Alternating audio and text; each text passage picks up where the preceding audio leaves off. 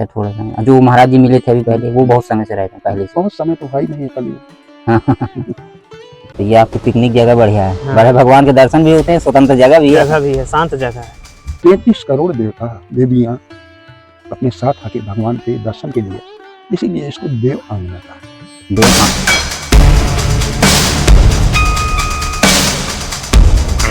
महाराज जी ने ऐसी ऐसी बातें बताई कि मन खुल गया, जो चीज़ कभी सुना नहीं था, देखा नहीं था।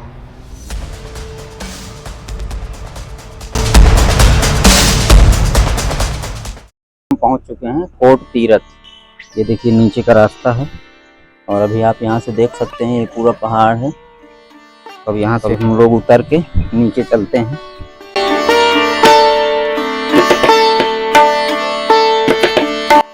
बहुत ही अलौकिक जगह है, बहुत ही दिव्य संत यहाँ रहते हैं। अगर उनके हमारी किस्मत आज अच्छी होगी तो उनके दर्शन होंगे, वैसे जल्दी इनके दर्शन होते नहीं हैं।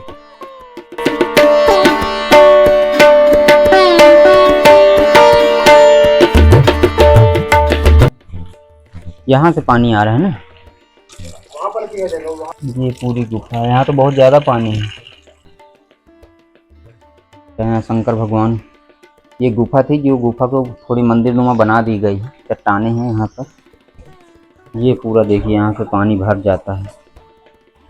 ये प्राकृतिक पानी है। आगे के लिए पंपापुर के लिए जाता है। अभी तो हम लोग कोट तीरथ में थे। ये देखिए यहाँ पे पंपापुर का एक बोर्ड लगा के रखे हैं कि यहाँ से आप पंपापुर आप पहुँच सकते हैं। और ये पूरे देखिए यहाँ का व्यू आपको दिखाता हूँ, कितना खूबसूरत व्यू रहता है। चट्टानें भी हैं। ये देखिए यहाँ से आप देख सकते हैं कितना खूबसूरत व्यू आता है। ये तो रास्ता बहुत दूर तक गया, लेकिन हमें अब दूसरी तरफ से जाना पड़ेगा। मैं अभी इस समय पंपापुर कोटि तीर्थ में देख के आए हैं, जो प्राकृतिक पानी निकल रहा है।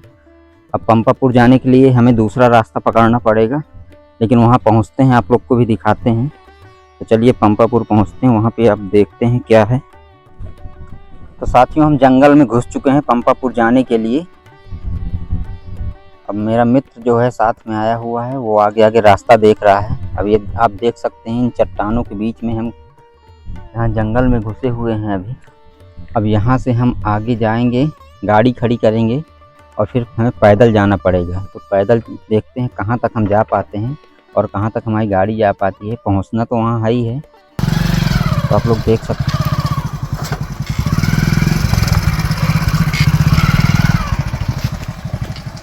तो हम लोग यहाँ पर गाड़ी खड़ी कर दिए हैं। देखिए हमारी गाड़ी खड़ी हो गई। अब हम घुसेंगे जंगल के बीच में, और यहाँ से पगडंडी द्वारा धीरे धीरे, देखिए चट्टानें यहाँ पे बहुत बड़ी बड़ी हैं। अब यहाँ से हम लोग चलते हैं अंदर, देखते हैं कितनी दूर चलना पड़ रहा है, क्योंकि इस रास्ते से हम पहली बार आ रहे हैं। इसका रास्ता दूसरी तरफ था, इधर से हम पहली बार आ रहे हैं। आप यहाँ से देख सकते हैं, हम यहाँ से धीरे धीरे आगे बढ़ रहे हैं। ये रास्ताएं हैं। तो महाराज जी, इस स्थान के बारे में हमें बताइए, हम पहली बार यहाँ पर आए। देखो, ये देवांगना यानी देवताओं का आंगन। और जब भगवान आए थे तो उनके दर्शन के लिए 33 करोड़ देवता देवियां अपने साथ आके भगवान के दर्शन के लिए, इसीलिए इसको देव आंगना कहा। देव आंगना। तो देव आंगना और यहाँ पे के लिए तो सूक्ष्म में है थोड़ी सी जगह। जी जी। कोई ऊपर रुक गया, कोई नीचे आ गया, कोई तो ऐसे करके अपना, कोई हवा में रुक गए आकाश मार्ग में, ऐसे उनका सतयुग मतलब बहुत पुराना समय, बहुत पुराने समय से तब से यहाँ ये और सती अनसुईया का एक ही सती अनसुईया। अच्छा। और ये दोनों तपोभूमि, वहाँ उन्होंने तप किया था। यहाँ कहते हैं कि जयंत की पत्नी ने भगवान के लिए तप। तो यहाँ महाराज जी ये प्राकृतिक पानी आ रहा है, जल स्रोत, ये ऐसे निरंतर 12 महीने निकलते हैं। जहाँ जहाँ संत इस पर्वत में तप किए हैं, जो भी किए हैं, जी जी, वहाँ वहाँ ये जल की धाराएं इस विंध्य श्रेणी पर्वत पे निकली।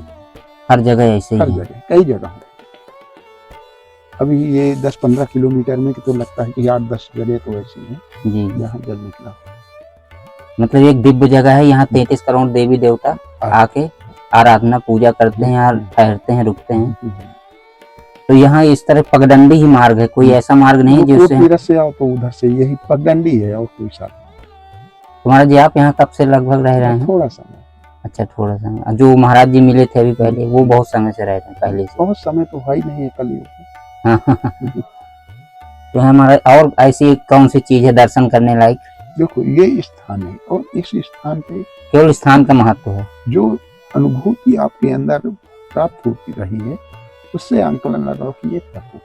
तपोभूमि है। तप कभी देखा नहीं जाता, एहसास नहीं होता, क्योंकि उसकी ऊर्जा वहां रहती यहाँ ये है कि भीड़ भाड़ ज्यादा नहीं रहती, तो भजन संध्या तप करने में मन लगता है, है। मतलब हल्ला नहीं होता, कोई रहते नहीं, तो अकेले सीधे रहो। भगवान से ध्यान जुड़ा रहता है।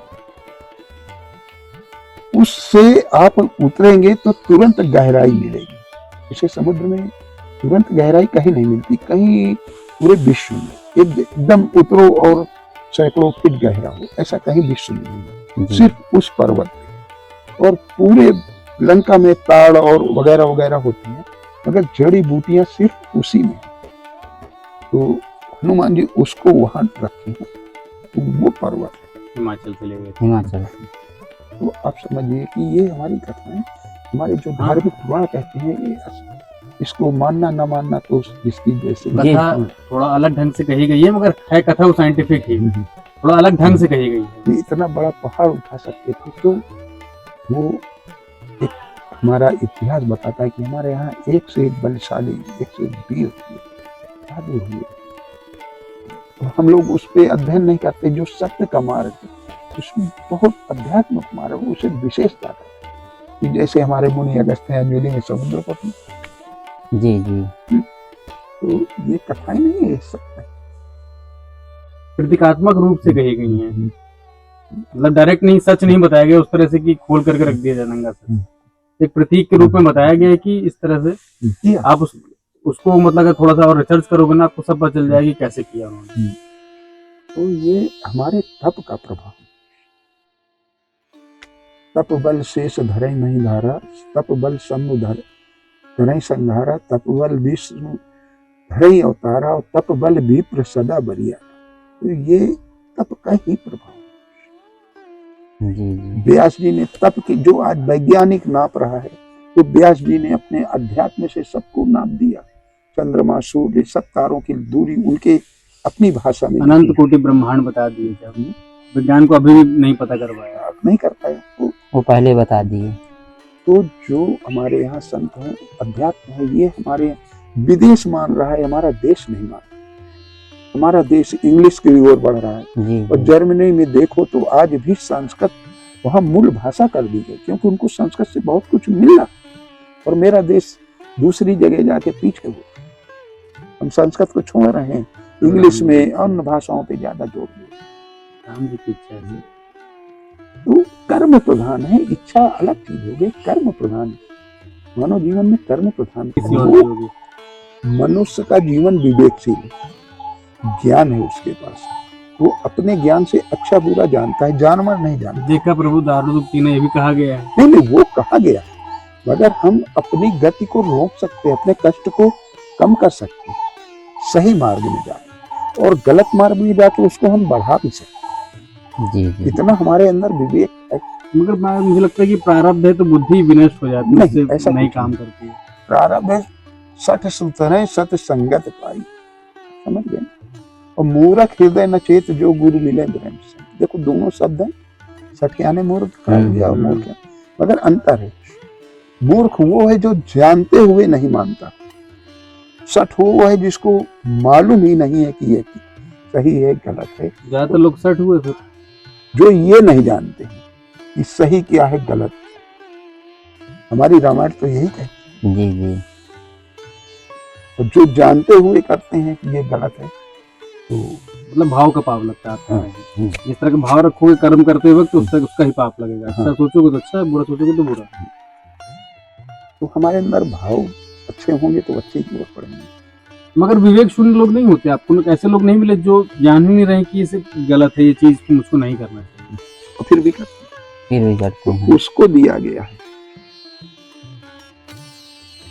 तो हमारे यहाँ इसको समझना और अध्यात्म जाके जब आप उससे जुड़ेंगे ना, उसको क्या आपको महाराज एक एक चीज का उत्तर हाँ। मिलता जाएगा। मिलता जाएगा। यहाँ पे महाराज जी अपना भजन संध्या शुरू कर दिए हैं। अब हम लोग यहाँ से प्रस्थान करेंगे धीरे धीरे। जो जगह दिखी अद्भुत दिखी, महाराज जी ने ऐसी ऐसी बातें बताई कि मन खुल गया। जो चीज़ कभी सुना नहीं था, देखा नहीं था, वो आज महाराज। तो साथियों, यहाँ पे आपको हमने पूरा दिखा दिया, महाराज जी से भी बातें कर ली, इसके बारे में जान लिया। अब यहाँ से हम लोग ऊपर चढ़ेंगे, धीरे धीरे ऊपर चलते हैं। केवल यही एक रास्ता है, दूसरा कोई रास्ता नहीं है। ये बड़ी बड़ी चट्टानें हैं, इनके नीचे पूरा पानी है। और यहाँ से हम लोग अब फिर से आगे चल रहे हैं। यहाँ पे महाराज जी ने बताया कि हर पौधा यहाँ औषधि है। जितने भी यहाँ पौधे हैं सब औषधि हैं। इन्हीं को छूकर जो कंदराओं से पानी निकलता है, गुफाओं से, पत्थर की चट्टानों के बीच से, वो सब जड़ी बूटियों को छू कर आता है। इसलिए ये पानी कई बीमारियों को सही करता है।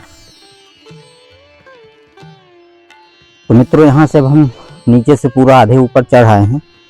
जो जगह दिखी उसके बारे में आप पूरा वीडियो ज़रूर देखिएगा, आपको जगह बहुत पसंद आएगी। बहुत अच्छा महाराज जी ने यहाँ बताया भी, यहाँ पे क्या है क्या नहीं है। अब ये कह रहे हैं सुबह से आप आए थे कि दोपहर में आए? 12 बजे आए, दोपहर 12 बजे। तब से ही खाना वाना बना रहे हैं? हाँ। तो और इसके पहले कभी आए हैं? हाँ, बहुत बार आ चुके हैं, बस यहीं पासे के हैं, कलेक्ट्रेट के पीछे बनाड़ी। तो ये आपकी पिकनिक जगह बढ़िया है। हाँ। बड़े भगवान के दर्शन भी होते हैं, स्वतंत्र जगह भी है। जगह भी है, शांत जगह है।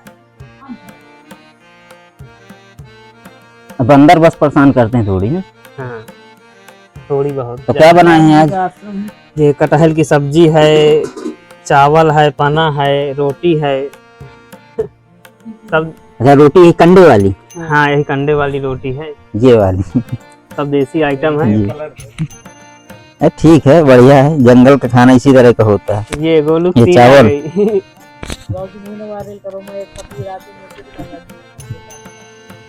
हाँ, तो बढ़िया। ये देखिए दोस्त यहाँ पे पिकनिक कर रहे थे। ये इनका चूल्हा है और ये खाना बना के रखे हैं। ये देखिए प्लेटें भी आ गई सबको खाने के लिए। हाँ।